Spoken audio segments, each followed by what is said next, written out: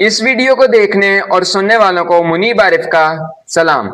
आज खेला गया है सेकंड टेस्ट का डे 1। उसी पर रिव्यू पर कुछ बातचीत करेंगे। मेरे साथ इस्नात अख्तर मौजूद हैं। तो इस्नात, हाउ आर यू? अस्सलाम वालेकुम everyone, you are watching Cricket Pulse. काफ़ी देर बाद हम लोग साथ वीडियो बना रहे हैं। तो आज पहला दिन खेला गया और काफ़ी मीडियम सा दिन रहा, इसके ऊपर बात करेंगे। अच्छा इस्नात, आमतौर पर हम देखते हैं कि एक दिन में 90 ओवर्स होते हैं, बट आज 91 ओवर्स खेले गए। तो मतलब कि आपने इससे पहले आपके पास कोई हिस्ट्री इसकी मौजूद है? मेरे पास कोई हिस्ट्री इसकी मौजूद नहीं है। देखा तो मैंने भी नहीं है ऐसा कभी कि 90 ओवर होते हैं दिन में, आज 91 हो गए हैं। ये ज़रूर देखो ओवर्स कम होते ज़रूर देखे हमने, बैड लाइट की वजह से या बारिश की वजह से, लेकिन एक ओवर बढ़ता हुआ मैंने तो पहली दफ़ा ही देखा। मतलब एक अच्छी चीज है कि अगर बढ़ना ओवर ज्यादा हो चुके तो ये इस तरह ही है ना कि अगर ओवर ज्यादा हो सकते हैं तो हमारा टेस्ट लंबा हो जाएगा। अच्छी चीज है एक।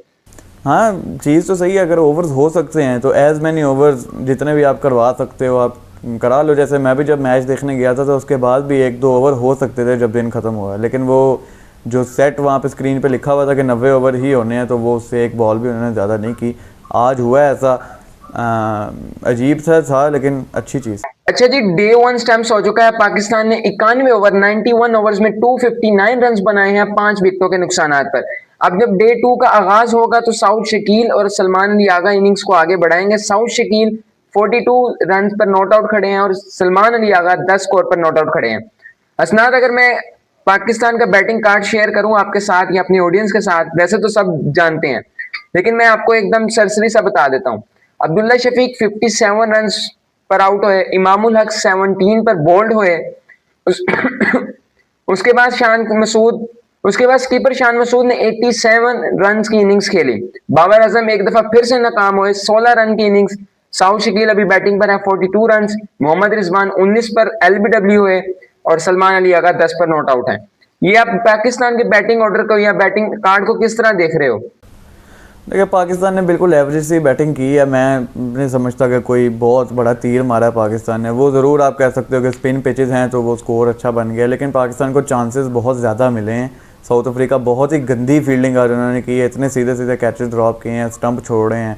तो इसमें जो अच्छी इनिंग्स है वो मुझे तो कैप्टन शान मसूद की अच्छी लगी है, जो 87 रन की उन्होंने इनिंग खेली और वो डे बाय डे अच्छा करते जा रहे हैं। अब्दुल्ला शफीक की इनिंग भी अच्छी थी, लेकिन उन्होंने बॉलें बहुत ज़्यादा ले ली। 50 के बाद उन्होंने 50 पूरी की थी 120 बॉलों पे, और जो अगले 7 रन उन्होंने बनाए हैं उसमें 26 बॉलें उन्होंने ली हैं और वो उसके बाद आउट हो गए हैं। और साउथ शकील भी 40 पे खड़े तो हैं, 41 पे, लेकिन वो भी 100 से ज़्यादा बॉलें ले गए। तो इतना भी स्लो नहीं खेलना चाहिए मेरे हिसाब से। थोड़ा सा अच्छी तेज़ी से स्ट्राइक रोटेट तो करें।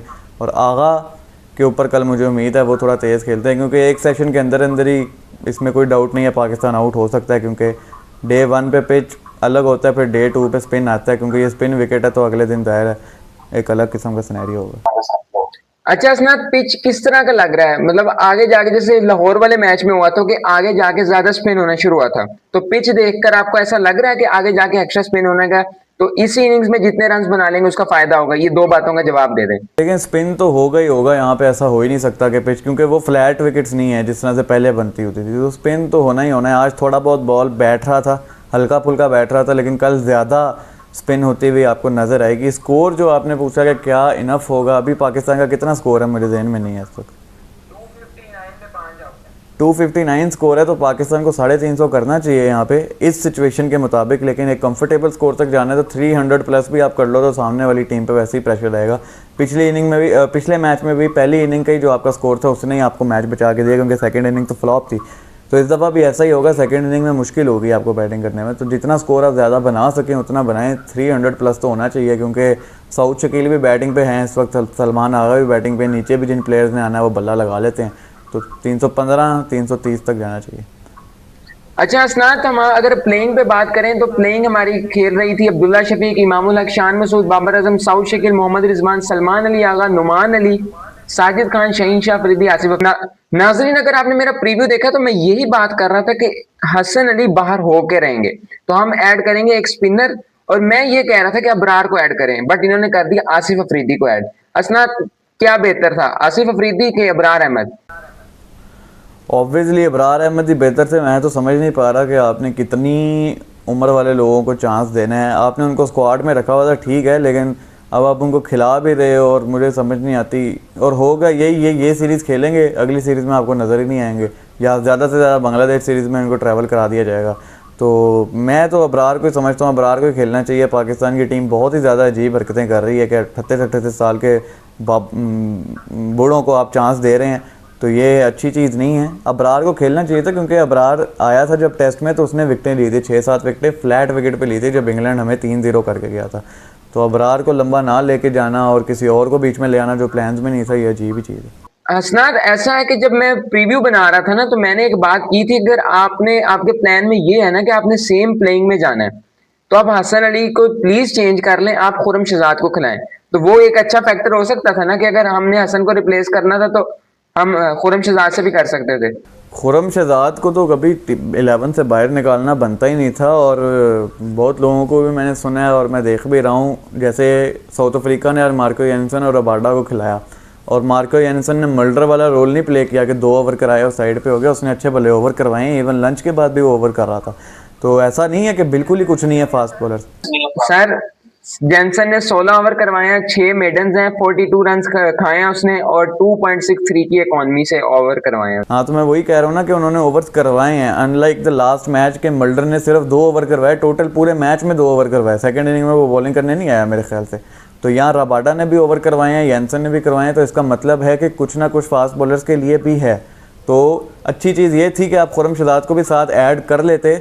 आपने 3 स्पिनर्स खिलाए हैं, फिर आगा भी स्पिनर ही है, तो एक आधा फास्ट बॉलर आपके साथ और होना चाहिए था, तो खुरम को डेफिनेटली खिलाना चाहिए था, क्योंकि अगर वो अपने पेसर से करवा रहे हैं लंबे लंबे स्पेल्स, तो इसका मतलब है कि कुछ ना कुछ फास्ट बॉलर्स को भी रिवर्स मिलने वाला है, जिस तरह से लास्ट मैच में शाहीन अफरीदी को मिला था एंड पे। तो फिर मसला नहीं हो जाएगा, हमारे पास सिर्फ शाहीन ही होगा बॉलिंग करने में, मतलब एक फास्ट या मीडियम फास्ट तो होना ही चाहिए था ना हमारे पास, फिर आप हसन अली को ही रख। मसला ही होगा, मसले होंगे, लेकिन अगर हमारे स्पिनर्स ने जो जाल बिछाया शुरू में, और शुरू में अगर विकेटें ले गए तो फिर आगे एंड पे इतनी प्रॉब्लम नहीं होगी। लेकिन बात वही है, फास्ट बॉलर्स को सपोर्ट करने के लिए है ही कोई नहीं हमारी इस प्लेइंग 11 में, तो खुरम शहजाद को साथ होना चाहिए था। साजिद नुमान बहुत थे, और उसके अलावा आप सलमान अली आगा को खिलाते, साथ वो खेल रहे हैं और वो भी स्पिन करते, तो इतने 3 स्पिनर्स बहुत हैं। साजिद नुमान तो 30-30 ओवर करा जाते हैं एक ही इनिंग में, तो ज़रूरत नहीं थी वैसे आसिफ अफरीदी को ऐड करने की। साउथ शकील भी कर लेता बॉलिंग, साउथ शकील कर लेता है, लेकिन मैंने उसको इतना करते हुए देखा नहीं है, मेरे ख्याल 1-2 दफ़े किए, लेकिन मैं रेगुलर की बात कर रहा हूँ ना। सलमान अली आगा लंबे स्पेल डाल सकता है, तो 3 स्पिनर एक तरीके से आपके हो जाने थे, तो आसिफ की जगह पे आप खुरम शहजाद को खिला लेते या हसन अली को खिला लेते। अच्छा हसनाद, रैप अप की तरफ जाते हैं, कोई आप बातचीत करना चाहिए एंड पर तो करें। मैं बात इतनी ही करना चाहता हूँ, पाकिस्तान को एक तो सबसे पहली बात ये है कि ये मैच जीतना चाहिए, 2-0 से ये सीरीज़ जीतनी चाहिए। दूसरा एक पॉइंट मेरे जहन में जो मैं ऐडअप करना चाहूँगा वो ये है कि कामरान ग़ुलाम, जिसके साथ ज़्यादतियों की हदें पार कर दी इन्होंने, उसने डेब्यू पे 100 बनाया हुआ था और वो बाहर बैठा, आज भी नहीं उसको खिलाया, उसको पहले मैच में भी नहीं खिलाया, और उसकी जगह पे जो खेल रहा है वो कंसिस्टेंटली फेल हो रहा है, सदियों से फेल हो रहा है, आज भी फेल हुआ, और आप अब्दुल्ला शफीक की जगह पे उसको ऐड कर सकते थे, बट आपने उसको नहीं खिलाया। तो आगे जाके आपको कामरान ग़ुलाम पे इन्वेस्ट करने की ज़रूरत है, क्योंकि एक प्लेयर जब परफॉर्म करता है तो उसको उसका पे बैक भी मिलना चाहिए। हमारे यहाँ पे बैक मिलता है कि प्लेयर डेब्यू पे 100 बनाता है। एक ओवरसीज़ सीरीज़ के अंदर साउथ अफ्रीका जब वो गया, जो मुश्किल कंडीशंस होती हैं, वहाँ पे भी उसने एक आधी इनिंग अच्छी खेली, उसके बाद हमें पे बैक क्या मिलता है कि वो प्लेयर बाहर ही हो जाता है बिल्कुल। नहीं तो मेरी बात सुने ना, अब आप अगर कहेंगे कि बाबर आजम को बाहर कर दिया जाए तो वो तो इस फिलहाल तो सवाल पैदा नहीं होता, ठीक है। अब्दुल्ला शफीक के रन्स आ गए, तो आप किधर उसको ऐड किधर करना चाहेंगे, मुझे आप ये बताएं ना। फिर देखें, बाबर आजम की जो बार बार बात होती है, क्राउड भी हमारा दीवाना है बाबर आजम का, विकेटों की दुआएं कर रहा होता है कि बाबर आ जाए बैटिंग के लिए। बाबर आजम ने तो परफॉर्म ही नहीं किया, सिर्फ साउथ अफ्रीका की सीरीज़ लास्ट मुझे याद है जो बहुत अच्छी गई थी, जिसमें उनकी 50+ की एवरेज रही थी, एक 80 रन भी उन्होंने बनाए और एक मैच में 50 बनाए एक इनिंग में। तो बाबर को बाहर निकालने के बाद इस मैच में उनको खेलना चाहिए था, आप अब्दुल्ला शफीक की जगह उनको खिलाते, क्योंकि वो भी सदियों से फेल हो रहे हैं। अगर आपने बाबर को नहीं निकालना तो आप अब्दुल्ला शफीक को निकाल सकते थे, तो लेकिन कामरान ग़ुलाम ने 100 किया है। अगर कोई और प्लेयर आके डेब्यू पे 100 करे ना तो वो बहुत लंबा लेके चलता था पाकिस्तान की रवायत होती थी। जैसे फ़खर ज़मान ने चैंपियन ट्रॉफी के फाइनल में 100 किया, उसके बाद वो कंसिस्टेंट पता नहीं कितने मैच खेल गया, वो बाहर ही नहीं हुआ, उसको रेस्ट भी नहीं दिया उन्होंने एक दफ़ा भी। तो वो ट्रेंड अचानक से अब पाकिस्तान का ख़त्म हो गया। यहाँ पे कोई 100 करता है, यहाँ पे कोई अच्छा परफॉर्म करता है, डेब्यू पे आके तो वो बाहर हो जाता है। ना उसको वनडे से बाहर करना चाहिए था कामरान ग़ुलाम को, टेस्ट से बिल्कुल ही बाहर नहीं करना चाहिए था, और अभी भी वो स्क्वाड में है। मैं सरप्राइज़ नहीं हूँगा कि अगली सीरीज़ में जाके उसको स्क्वाड से निकाल दें बाहर। तो अभी तक मुनीब आरिफ और हसनात अख्तर को दें इजाज़त, मिलते हैं कल के रिव्यू में। फी अमान अल्लाह।